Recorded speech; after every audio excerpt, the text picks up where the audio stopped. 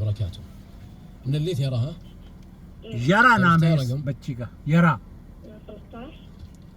13 لا سبق اختياره 13 नंबर सवाल नहीं है بعد راح 10 راح 9 راح طيب خليني بعطيك الارقام اللي المتاحه في معنى 2 و3 معنى 16 17 18 معنى 19 21 2 رقم 2 اثنين طيب سارة السؤال يقول يا اختيارة انت تعرفين يارا ان المحرم يحرم عليه الصيد صح؟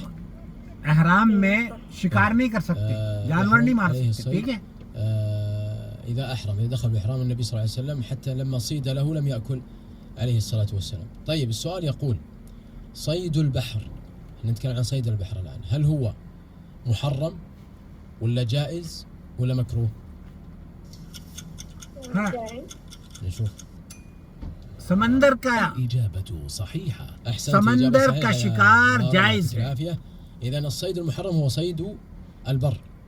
صيد الصيد متعلق शिकार की जब बात की जा रही है हुर्मत जो है शिकार की वो سواء كان परिंचरिन की है محرم فإنه يحرم عليه الصيد وحتى تنفير الصيد.